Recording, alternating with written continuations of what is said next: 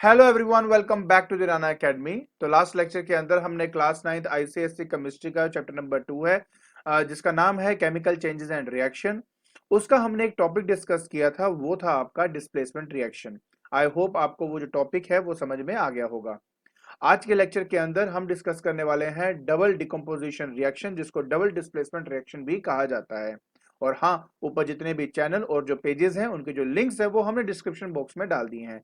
तो बिना कोई टाइम वेस्ट किए चलिए शुरू करते हैं। सो बेटा, आज का टॉपिक जो हमें डिस्कस करना है उसका नाम है डबल डिकम्पोजिशन रिएक्शन। इस डबल डिकम्पोजिशन रिएक्शन को कहा जाता है डबल डिस्प्लेसमेंट रिएक्शन। इसको डबल डिस्प्लेसमेंट रिएक्शन भी कहते हैं।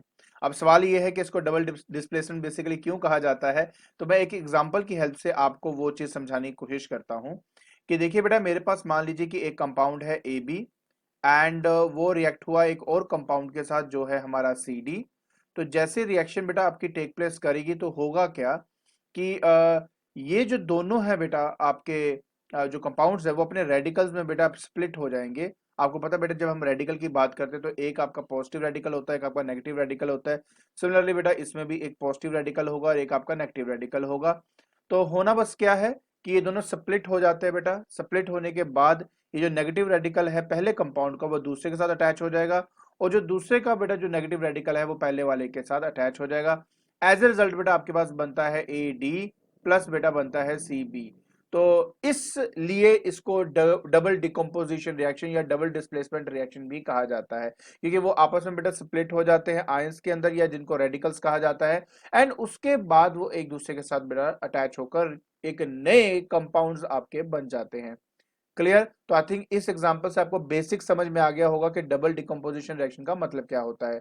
बाकी अभी हम उसकी डेफिनेशन देख लेते हैं, और डेफिनेशन के अंदर बेटा ये और बातें अच्छे से क्लियर हो जाएंगी।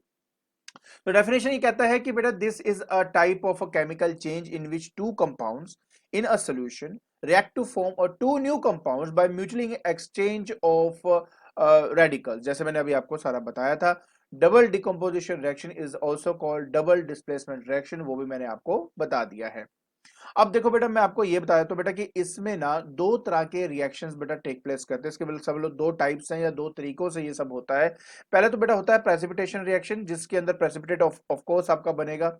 और दूसरा होता है बेटा आपका न्यूट्रलाइजेशन रिएक्शन, उसके अंदर एक एसिड और बेस आपस में मिलकर सॉल्ट एंड वाटर आपका बनाता है। डोंट वरी, मैं धीरे धीरे करके आपको ये सब बातें समझाता जाऊंगा। तो सबसे पहले हम डिस्कस करेंगे बेटा अपने प्रेसिपिटेशन रिएक्शन की। तो इसके अंदर क्या होता है कि एक ऐसा केमिकल चेंज है आपका, जिसके अंदर हमारे पास दो कंपाउंड्स होते हैं और उनको लिया जाता है उनके एक्वा स्टेट के अंदर। ठीक है, प्लीज रिमेंबर, हमेशा उसका सॉल्यूशन या एक्वा स्टेट में उसको लिया जाता है।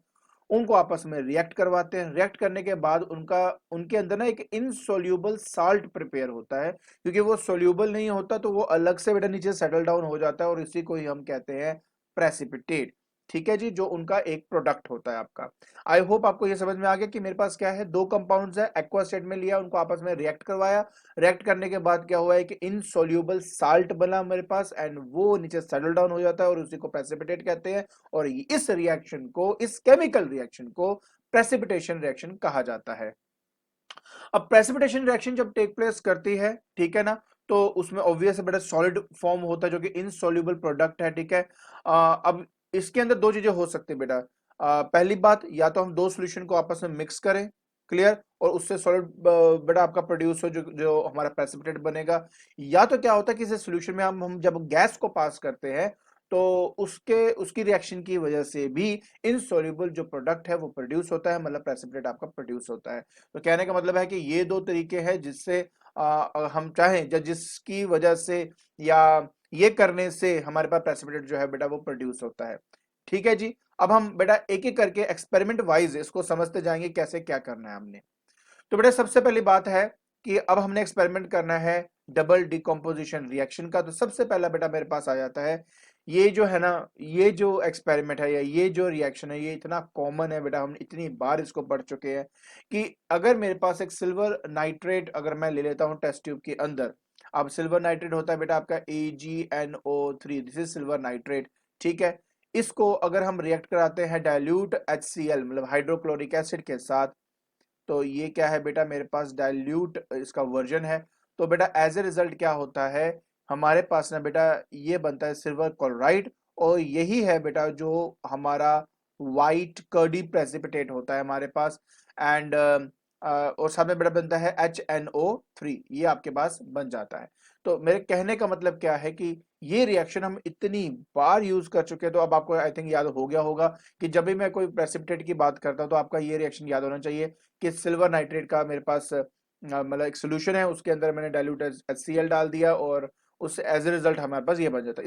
इसके अलावा एक और भी है हमारे पास रिएक्शन, उसमें आप हाइड्रोक्लोरिक की जगह पे सोडियम क्लोराइड डाल दीजिए तो भी बेटा वो सेम रिजल्ट ही आपको देता है। जैसे कि ये आपके पास यहाँ देख रहे हो, इसमें क्या है कि बेटा सिल्वर नाइट्रेट लिया, उस सिल्वर नाइट्रेट को बेटा हमने सोडियम क्लोराइड के साथ लगा दिया। अब होता क्या है, मैंने आपको पहले भी बताया इसके बारे में कि ये जो आपका AgNO3 है, इसमें Ag पॉजिटिव और NO3 नेगेटिव बनेगा, Na positive and Cl negative बनेगा। एज ए रिजल्ट बेटा ये दोनों मिल जाएंगे और जिससे ये बना आपका, और ये जो दोनों है बेटा, ये दोनों आपस में मिलकर ये वाला पार्ट आपका बना है। समझ गया मेरे कहने का मतलब क्या है कि ये एक दूसरे को डिस्प्लेस कर देते हैं, रेडिकल्स में स्प्लिट हुए, एक दूसरे के साथ एक्सचेंज हुए, मिले और प्रोडक्ट बन गया। तो यही आपने करना है। हाँ, इक्वेशन बैलेंस करनी मत भूलना। अब प्रेसिपिटेट ये कैसा दिखता है उसके लिए बेटा मेरे पास ये है। अब इसके अंदर बेटा आप देख सकते हो कि यहां पर हमने क्या किया कि मेरे पास सिल्वर नाइट्रेट का सॉल्यूशन था, उसके अंदर सोडियम क्लोराइड हम डालने शुरू कर देते हैं। तो आप देख सकते हो व्हाइट कर्डी प्रेसिपिटेट धीरे धीरे बनना शुरू हो गया, ठीक है ना। अब देखो हम इसमें थोड़ा और डालेंगे, इससे क्या होगा कि थोड़ा सा और क्रिएट होगा, थोड़ा हैवी हो जाएगा और नीचे जो है वो सेटल होना शुरू हो जाएगा। तो देखिए हमने और ड्रॉप्स इसके अंदर डाले, एज ए रिजल्ट आप देख सकते हो बेटा कि नीचे जो है ये व्हाइट जो प्रेसिपिटेट है ये सेटल होना शुरू हो गया। और ये जो व्हाइट प्रेसिपिटेट अब यहाँ पे आप देख रहे हो ना बेटा, ये आपका है दैट इज सिल्वर क्लोराइड, जो मैंने अभी आपको बताया था। दूसरा रिएक्शन बेटा वही हाइड्रोक्लोरिक वाला मैंने आपको जो बताया था, राइट। हाइड्रोक्लोरिक के साथ रिएक्ट करते हैं तो बेटा ये प्रेसिपिटेट बनता है। और याद रखिए बेटा प्रेसिपिटेट को रिप्रेजेंट करने के लिए नीचे एरो लगाना मत भूलना, अगर आपने ये नहीं लगाया तो रिएक्शन आपका गलत हो सकता है, तो इस बारे में आपने ध्यान रखना है, ठीक है। दूसरा, ये भी हमें पता है बेटा, हमने ये भी पढ़ा हुआ है कि अगर एक मेरे पास मान लीजिए टेस्ट ट्यूब है बेटा, उसमें जो 1/3 है बेटा, 1/3 जो हिस्सा है वो आप डाइल्यूट सल्फ्यूरिक एसिड का भी यूज कर सकते हो। डाइल्यूट H2SO4 आपके पास होना चाहिए। उसमें आपने क्या करना है, बेरियम क्लोराइड जो है दैट इज BaCl2, इसका सोल्यूशन आपने इसमें डालना है। एज ए रिजल्ट बेटा आपके पास एक थिक व्हाइट प्रेसिपिटेट बनेगा, ऑफ कोर्स बेरियम सल्फेट का, ठीक है। ये आपके पास थिक व्हाइट सोल्यूशन इसका बनता है। तो अब ये रहा वो रिएक्शन, फिर से वही बात बेटा, ये दोनों स्प्लिट हुए, H2SO4 में हाइड्रोजन एंड सल्फेट जो आयन है वो स्प्लिट हुआ, वो आपस में मिला, मिलने के बाद आपका बेरियम सल्फेट और HCl आपका तैयार हो जाता है। उसी तरह बेटा अगर हम एक डाइल्यूट सल्फ्यूरिक एसिड लेते हैं या डाइल्यूट मान लो हाइड्रोक्लोरिक एसिड लेते हैं, उसको मेटल सल्फाइड के साथ अगर रिएक्ट करते हैं, मेटल सल्फाइड का मतलब एक सिंपल सा एग्जांपल आपको मैं दे देता हूं, जैसे कि फेरस सल्फेट मैंने ले लिया, ठीक है, this is ferrous sulphate. Ferrous क्योंकि सल्फाइड का भी बेटा 2 नेगेटिव होता है, ये भी मैंने 2 पॉजिटिव लिया, तभी इनके पैरों में कोई भी नंबर नहीं लिखा हुआ, this is a ferrous sulphate. उसको हमने बेटा मान लीजिए रिएक्ट करा देते हैं बेटा सल्फ्यूरिक एसिड के साथ, या यह इससे कराते हैं डाइल्यूट HCl के साथ कराते हैं, डाइल्यूट LCl के साथ कराते हैं। तो एज ए रिजल्ट क्या होता है बेटा, हमारे पास बनता है पहले तो फेरस क्लोराइड और साथ में बेटा बनता है H2S। तो हम क्या करेंगे बेटा, यहाँ पे 2 कर दूंगा और इस तरीके से बेटा आपका रिएक्शन कंप्लीट होता है। हाँ, एक बात ये बात सच है कि ये जो है ना आपका गैस है, इसकी स्मेल बहुत गंदी होती है। हमने अपने लैब के अंदर जब इसको बनाया था, सीरियसली बहुत गंदी स्मेल होती है इसकी, रोटन एसिड जैसे जैसे लिखा ही हुआ आपका यहाँ पे, ठीक है। हमेशा याद रखें बेटा, बहुत सिंपल रिएक्शंस है, इन रिएक्शन को बस आपने क्या करना है, हमेशा स्प्लिट करना है, स्प्लिट करके बेटा आपस में एक्सचेंज कर देना और आपका ये तैयार हो जाएगा। चलिए मैंने आपको यहाँ पे वो मैंने Cl के साथ दिखाया था, आपको यहाँ पे मैंने यहाँ पे सल्फेट के साथ दिखा देता हूँ। तो ये आपकी रिएक्शन है, तो मैंने क्लोरिक वाला भी यहाँ पे लिखा है, मतलब मैंने बैलेंस करके आपको दिखाया हुआ बेटा कि कैसे आप इन सबको कर सकते हो, ठीक है। फिर बेटा आता है हमारे पास न्यूट्रलाइजेशन रिएक्शन। अब न्यूट्रलाइजेशन का मतलब देखो, न्यूट्रल करना, न्यूट्रल का मतलब क्या होता है कि अगर कोई चीज बहुत एसिडिक है तो बेस से रिएक्ट करके उसको न्यूट्रल कर दो, और अगर कोई बहुत बेसिक है तो एसिड से रिएक्ट करके उसको न्यूट्रल कर दो। और जब कोई चीज न्यूट्रल होती है, जब एसिड बेस आपस में मिलता है तो उससे बनता है सॉल्ट और वाटर। और ऐसा इसलिए बनता है क्योंकि आपका ये जो HCl है ना, ये जो एसिड होता है, इसका हमारे पास H आयन और NaOH का जो बेस का जो रेडिकल है, हाइड्रोक्सिल जो हमारे पास आयन होता है, OH नेगेटिव जो होता है आयन हमारा, ये दोनों एक्चुअली आपस में इंटरेक्ट होकर पानी बन जाते हैं H2O, और एज ए रिजल्ट जो बाकी के दो होते हैं बेटा वो कंबाइन होकर सॉल्ट बना देते हैं। और यही सब बेटा आप इन रिएक्शंस के अंदर देखोगे। जैसे कि इनमें से कोई भी आप उठा के देख लीजिए, मेरे पास पोटेशियम हाइड्रोक्साइड है, हाइड्रोक्साइड आयन है ना हमारे पास इसमें। अब ये स्प्लिट हो जाएगा, जैसे स्प्लिट हो जाएगा बेटा आपके पास K positive and OH negative बनेगा। HNO3 में भी बेटा ये स्प्लिट हो जाएगा तो H पॉजिटिव NO3 नेगेटिव बनेगा। ये H and OH आपस में मिलके बेटा बन गया H2O, और साथ में बेटा जो ये पॉजिटिव और ये नेगेटिव मिलके बन गया आपका सॉल्ट। तो इस तरीके से बेटा सब टेक प्लेस करता है आपका। एक बेस होता है, एक एसिड होता है, आपस में वो ऑब्वियस है बेटा वो रेडिकल्स में स्प्लिट हो जाएंगे, आपस में रिकंबाइन होंगे एंड दोबारा आपके पास न्यू प्रोडक्ट्स बनेगा। हमेशा याद रखें कि न्यूट्रलाइजेशन रिएक्शन के अंदर हमेशा पानी बनता ही बनता है, तो पानी को बनाकर जो बाकी के दो बचेंगे उनसे आपका सॉल्ट बनेगा। तो ऐसे बेटा आपको मैंने एग्जांपल्स यहाँ पे दी हुई हैं। इसी तरह बेटा अगर देखो, हाँ इसमें भी दो है, एक हमारे पास सोल्यूबल बेस है और एक बेटा जिसमें मेरे पास इनसोल्यूबल बेस का अगर मैं इस्तेमाल कर रहा हूं, तो इन कंडीशंस के अंदर बेटा देखो है तो रिएक्शन एक जैसे ही है, कोई फर्क नहीं पड़ता, जो भी आपको दिया होगा समझ जाने को स्प्लिट करके आपस में आपने रिकंबाइन करना है, ठीक है ना। आई होप आपको ये बेटा जितनी भी रिएक्शंस है ये समझ में आ गया होगा, ठीक है। अब बेटा सबसे बड़ा सवाल ये होता है कि हमें न्यूट्रलाइजेशन की जरूरत ही क्यों है। तो बहुत इसके इंपॉर्टेंस है। सबसे पहली बात देखो बेटा, आपको अच्छी तरह पता कि अगर मधुमक्खी जो है डंक मार दे, जिसको हम बेसिकली बोलते हैं, ये जो आपके पास उसका जो बैक एंड होता है ये हमारे बॉडी के अंदर चले जाता है बेटा, जिसके अंदर फॉर्मिक एसिड होता है।